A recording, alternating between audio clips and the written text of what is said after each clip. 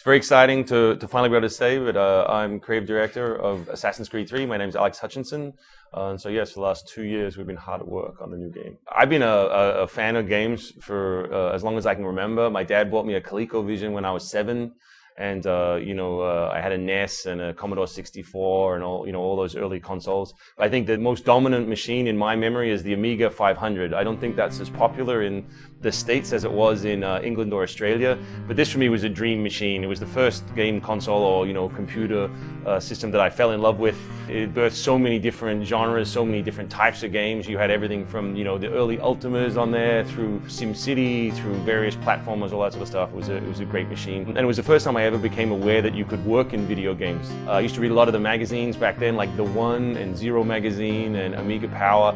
And I think it was The One that had a cover disc, which was a virtual tour of the Bullfrog offices, like on a 1.4-inch floppy drive. And this blew my mind. The idea that there were people actually getting paid to make video games was amazing to me. And I didn't see any path. I wasn't a good artist and I couldn't code. I didn't see any path to get into video games. So it's kind of an amazing discovery and a really depressing discovery at the same time. But over the years, I studied writing and classical studies at university.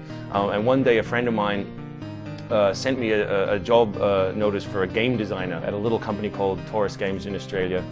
This was amazing to me because it seemed, reading the job description, that it was something that I could vaguely do. It involved writing and structure and planning and all this sort of stuff. So at the time, they were generous enough to give me a shot. And the first game I ever worked on, not a very exciting title, was the Game Boy Advanced version of Minority Report, if you remember the old Steven Spielberg film.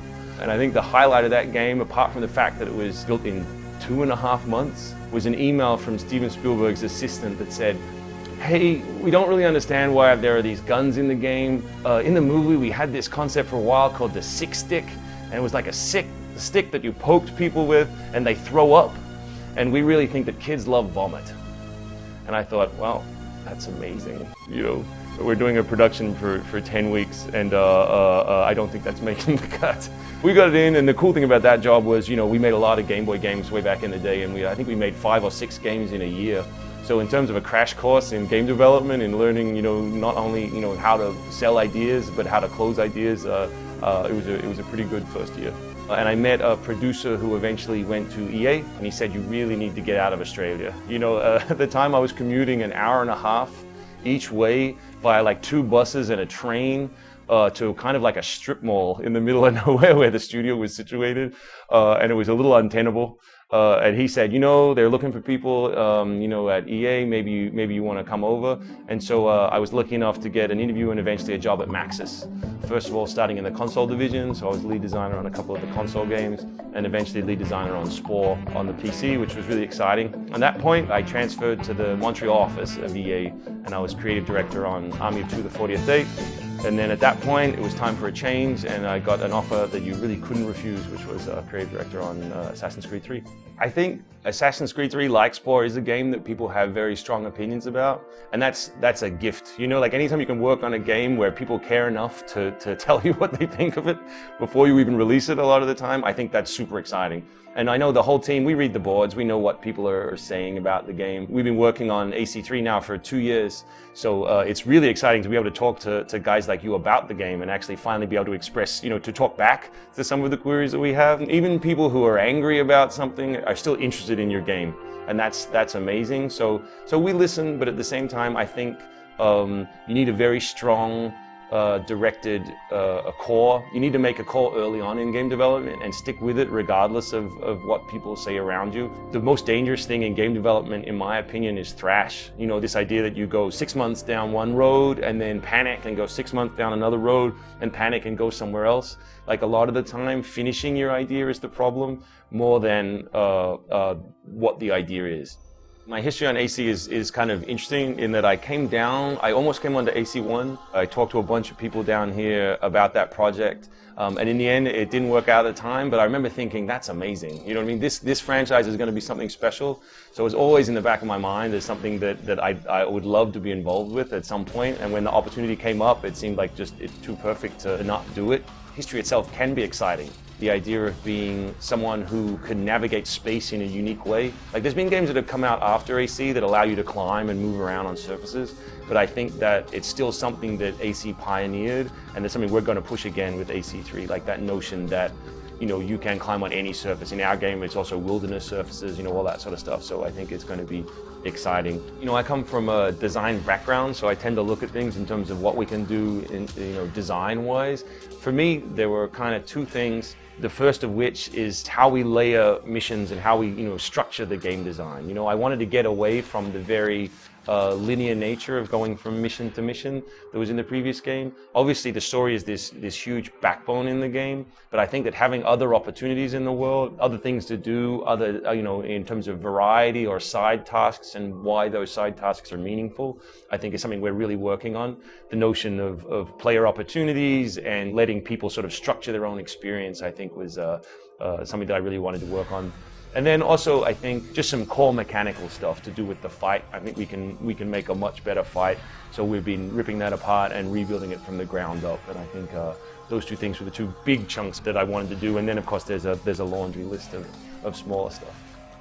So the challenge with Assassin's 3, I think, is that the brand is healthy, like the game is, there's a big audience that cares about it. So we knew we didn't want to tear it down. We're not in one of those franchise situations, where you need to hit the reset button and come back, go back to the core.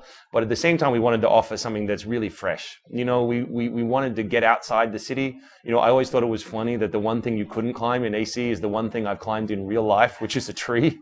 Early on, we thought, okay, if we're going to provide not just a new context and a new hero, but a whole new playground, like a whole new area to explore, then what better than kind of like the American Northeast, which in the period that our game is set of the American Revolution is sort of this half, untouched wilderness where weather and winter is terrifying, where, trees and forests are still ancient. There are populations that live out in the woods that haven't seen Western civilization necessarily. We have all these great features to play with. And I think that big chunk just on its own is going to feel really fresh.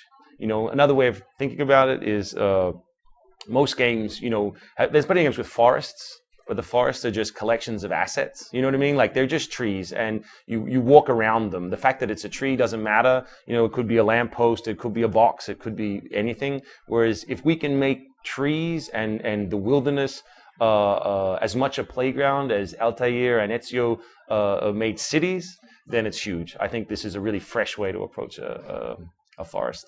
When we're thinking of a setting, what we started to realize was we wanted to come to America not just because it was a big break, obviously, from the European settings of the last couple of games, but also that it was a new playground. Even in this period in history of the 1700s, it's a relatively untouched place. Like even for the cities that are there, it's fresh. And also for our audience, we thought it was a really relevant setting. So people, might say, oh, many games are set in America, but no game really is set in this particular version of America. It's not a recognizable version of America apart from key landmarks, It's a setting and a period that birthed huge changes in the way people think about the world. Obviously, it created America. It spawned the French Revolution. It redrew the map of power in the world over the next century. This is a huge event, not just for Americans, but also for Europeans and hopefully most of the people in our audience. Telling a story about the American Revolution and what that meant to people at the time is really relevant today when all around the world, whether it's Greece or America or wherever, these same questions are still active. The team on AC3, a lot of the people have come from AC2 and from AC1 before that, and a lot even from Prince of Persia Sands of Time before that. And everyone on the team has shipped a lot of games. And you realize at a certain point that games, unlike most media, tend to ship first drafts. It's such a big process that when you get to the end, you ship the first version of the game that you found, which is why sequels are so, often so good in games compared to other media. You get to go back and refine it and build on it and finally often ship with the second one, the game you wanted to ship with the first one. So we've been working on the game already for 2 years, and our goal was to have a really early alpha date to get a feature complete. And if we do it right, it'll allow us to sort of ship Assassin's Creed 3.5. You know what I mean? To like push past our initial ideas and go back in and edit things like pacing and how we deliver features and story moments that we don't think resonate strongly enough. And if we can do that, I think that's a path to a truly great game. Like if you can actually assess the work that you've done and find those areas that need improvement and do it again, it's very few studios in the world have the chance to do it.